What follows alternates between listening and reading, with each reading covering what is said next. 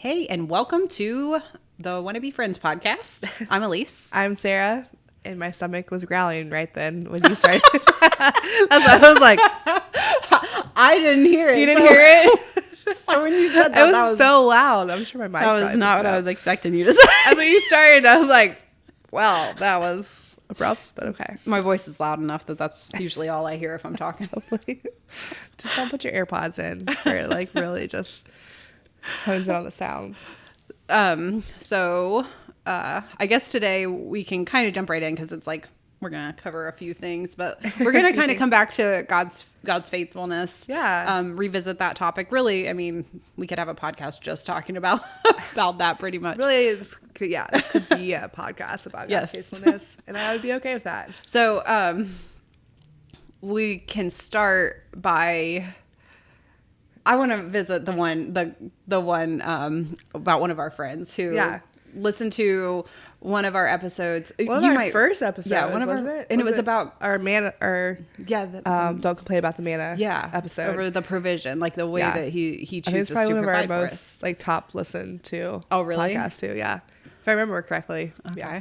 Well, yeah. So what we talked about was like, we may not like the way that God chooses to provide for us, but his provision is perfect. And it just may not be the way that we want to see it, but Yeah.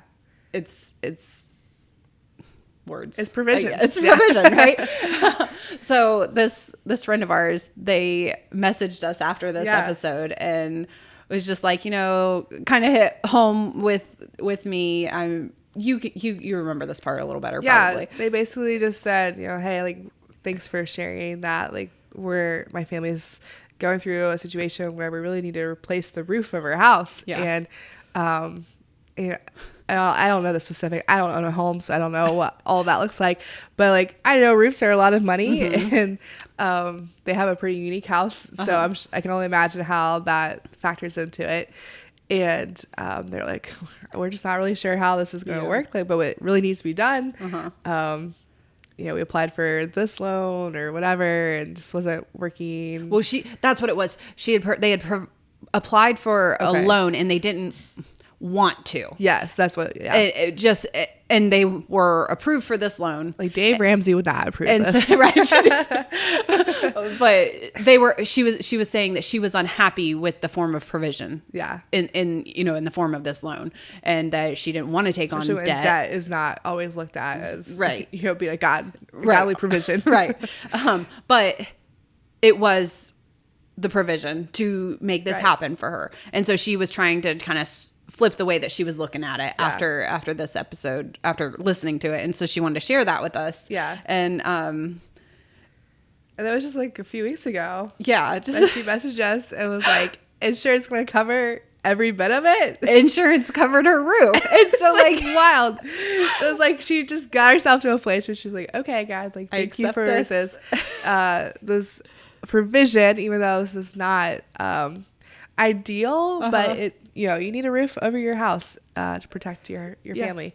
And then all of a sudden insurance is going to replace all of it. How amazing. And so like it was almost like she just, once she accepted that, it's like God just like went to work even more for her, that like she was able to come to terms with his provision and the way that he was choosing to provide. And then it was like, whoop, blessing. Yeah. It was so cool. I loved it. I was so excited God that likes she to set us up. Just be like, you don't know, do you? You don't know. And I love that she included us in that conversation, because it just made me so happy. Like when she sent that, I was so excited for her. Maybe like want to like run the streets for her. Like I was just like, so let's excited. go.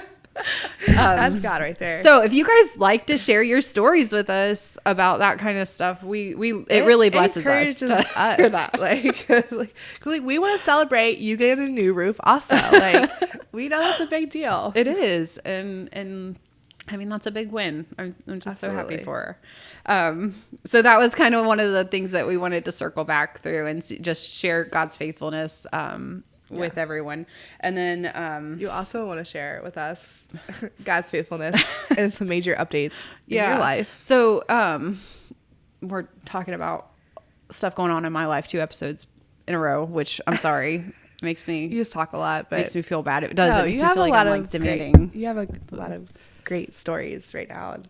God's moving. God's just doing good I feel like things. we constantly talk about God's faithfulness in our jobs. Like, I feel like people are just tired of listening to us. No, we are constantly living on a prayer over here, and I'm always just like, God provide for that. God provide for that. Also, will provide for that. It's like you sound like Oprah. You get a car. God's gonna provide. God's gonna provide. So I like whack the microphone. You might get a car that's from 2000, but I will provide.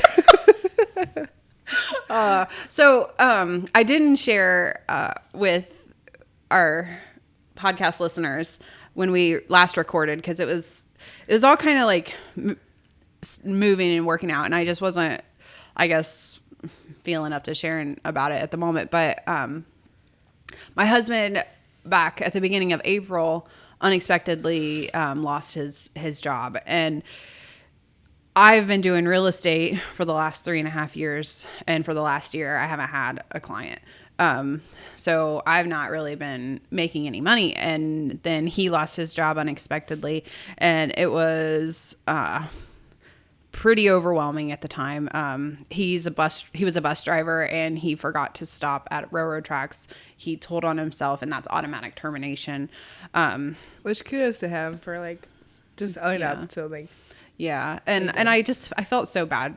I felt so bad for him because he was just feeling so down on himself about it because he felt terrible that he did that. Yeah.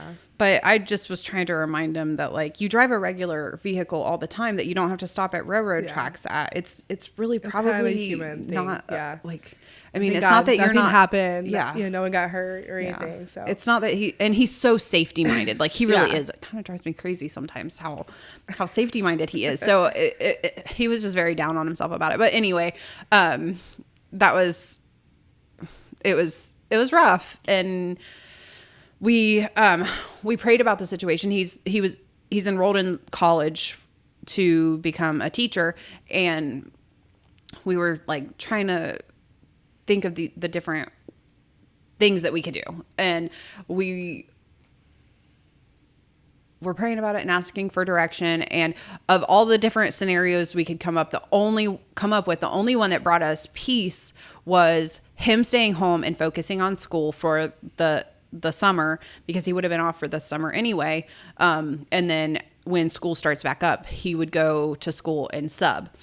So the issue with that scenario was the insurance, but we would be okay because he would have gotten his summer payout anyway, because they pull from your check every week. So he would have really only been like 6 weeks without a paycheck instead of just the way that it would all fall to do it that way. But we felt, both of us, like instant peace at that idea. Like it was, we threw 100 ideas out, and that was like the last one we threw out, and we both instantly felt so peaceful, and we're like, well, that's it, we know. And so that was what we started to do, to plan for. And I had been telling him that I wanted to start a little bakery wagon. I felt led to start this little bakery wagon that I would like bake sourdough and take down to the end of the driveway, and just there's some bread at the end of the street, or at the end of the driveway. And you're like, I live in the middle of nowhere. Yeah. Anyone going to drive out here for this? It didn't make sense. So I didn't think that it was going to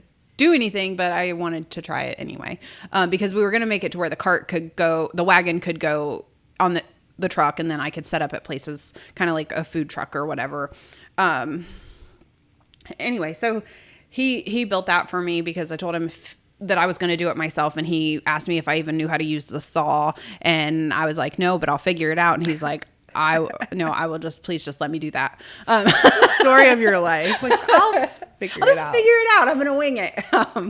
And so he built that for me, and it was so cute. It turned out so cute. And at the same time as this is going on, like I started thinking about doing the farmer's market, and I had decided I wasn't going to, but then when he lost his job, like I instantly felt like, okay, well, maybe I should do that. And then it became like you got to do that. And so So I got everything in place to work at the farm, or to have a booth at the farmer's market. And so all of this kind of happened like all at once. So within a month of Matt losing his job, we built the cart, the bakery wagon, and I got everything in place to start at the farmer's market, and spent a lot of money on getting all the things that I needed. And I was so stressed about it. I'm like, we're spending all this money to get this tent and these tables and all this stuff. And anyway, so it was a little overwhelming to do that, but we did. And let me just tell you that every time I've put that bakery wagon out in the middle of nowhere, it has sold out. Like, it blows my mind. Like, I had people waiting in my driveway. People are just like multiple times going up and down accommodation, like, just trying to find you. What? And then, like, I didn't bake a ton for the first farmer's market because I just didn't know what to do. It was a ton to me. Yeah. Because, like, you were cooking in, like, hard. large quantities is weird. Like, I mean, you got to think about things that you didn't even think about, like oven time and stuff. Like, how many minutes do you have available in your, anyway. Yeah. So, like, I baked for the first farmer's market and I sold out. It's from like 8:15 to 12. I had half of the market left and I had sold out. You were done. And so there was nothing and I'm like, wow, this is amazing. And the next week, I remember texting you because I was on my way to a wedding or something. I was like, how'd it go? You're like, I don't have any items left. Like, well, that's great. And so then the next week I baked, I would say twice as much. And again, I sold out. And it has been like that every single time. And it has become like a thing. I'm getting all of these messages. And so then I shared our testimony of God's faithfulness. Anyway, oh yeah. So then, like, a couple weeks ago, that was what it was. Yeah. We kind of looked at everything and we looked at the accounts and the money coming in and all of that. And we had not missed $1. And it just blew my mind. Like, wow. Wild. Look at God go. Like, just look at him go. Yeah. And this is so amazing. Like, I used to want to have my own bakery and I just never thought that would be. Remember just a few months ago, we were like, I had this like wild idea that I could have like a bakery where like people come to my doorstep and like just pick up loaves of bread. Yeah. And I was like, hey, I've seen that on Instagram. Like, you should totally do it. And I was like, people won't do that. It's so far-fetched. People aren't going to do that. Not post something like, because people are like, hello, you guys cinnamon logs. Yeah. It just has blown me away. And I just think about like how I do real estate because it has been the thing that has allowed me to be able to be home with my kids. But I don't love it. I'm not passionate about it. It's not something that I like genuinely enjoy. I am so thankful that God has made a way for me to do that. Mm-hmm. And I love helping people buy houses and seeing like that I can, be a tool for them during this scary time and stuff. But it's not something that I'm like super passionate about or anything. But I genuinely used to want to have a bakery, and I just always thought like how silly that would be. How silly would that be? I could not make money doing that. That has become. How silly that God like knows our hearts and can move in those ways for us. Yeah. Like I just think like it's like every time I get someone that messages me about doing pictures, I'm like, you want me to do your pictures? Really? Like, that's so sweet. And like just how something that I've loved doing just like as a hobby and was like part of our job has now really become a whole full-time job. And you're so good at it. So like it what I mean by that is like it's a natural thing to you, and it's one of your natural gifts. And I just think that like God is allowing your natural eye, like the thing that he put in you is now being used to provide for you guys. Your provision. It's so cool. That's what I love about, I have no interest in baking. You want to teach me about sourdough. I have no interest in it. I'll help support you. I will buy the things for you. But and so I just love that something that it's just always been something that was fun and that you enjoy doing has now become a source of provision. Yeah. And And so I shared, like, I made a reel sharing that testimony because I felt so strongly, like, prompted to share that, like, to show, like, what God can do. Yeah. If you let him, like, just follow, like, just obey. Yeah. Even like you, that's been like the theme of my life lately is like, just obey, just do these things because just watch him work. Yeah. And just get out of the way and watch him work. That's just get out of the way. Yeah. That's the title for today. Just get out of the way.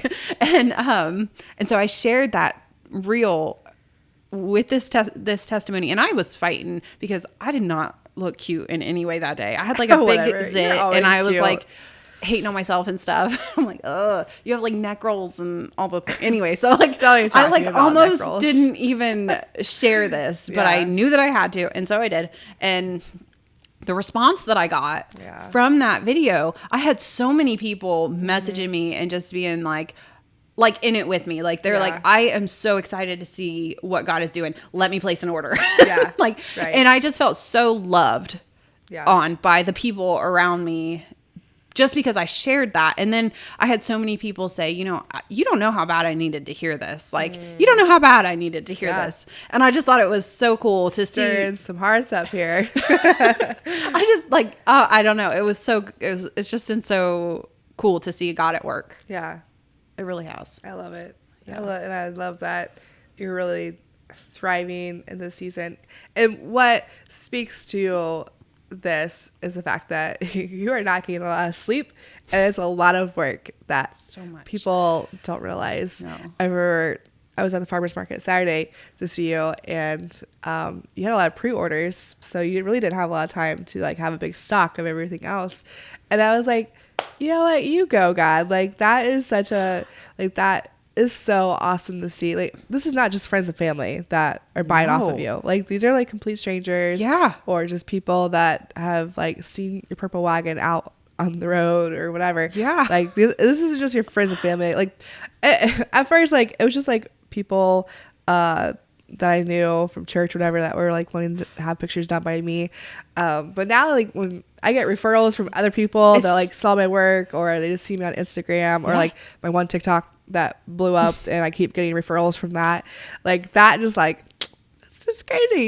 You know, that people want to buy from, or you know, they want to buy from you. They want to have pictures done by me or whatever. It's just such a fun thing to see. And I love to see that you're killing it. You also might be killing yourself, but because you're not sleeping and your oven is constantly going 24 hours, but like you are still loving it, and like your stuff is beautiful, it's delicious, and people want it. And I just love that I get to see you like just thriving in the season. Thank you. So fun. Yeah. I don't know if you heard it just now, but my belly was growling, so I think it's talking back to yours. It wants those cinnamon logs that sit on the counter in there. Yeah, but yeah, it's been good. It's been really good. Like what I thought was going to be a dark season, has just been. Do you hear that? Whoa, it's pretty impressive. What God just was like, nope, it's not. Yeah. And through that, like I will say, because I know that we've talked about me dealing with anxiousness and anxiety and stuff before, like such a testament to God and what he's done in my life, that like when that happened, yes, I was anxious, and that first day was a lot rougher because I was trying to contain it because my husband was so like upset with himself and beating himself up and stuff. So I was trying to like support him and remind him that it was going to be okay. And so maybe that was more of like a distraction, but like the next couple days was where I started to kind of sink a little bit, and I started to be like, how is this going to work? Really? How is this going to work? Doesn't make sense. Yeah. And so, I did start to kind of fall into that anxiety spiral, but like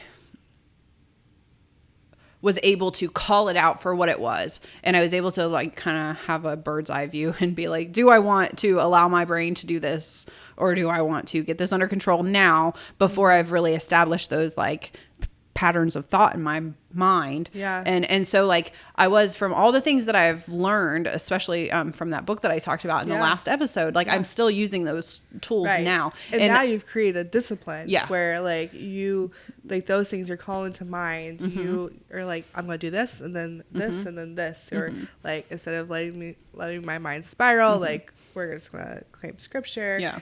So like I think that's such like the testament. I've said this a lot over the last 6 months.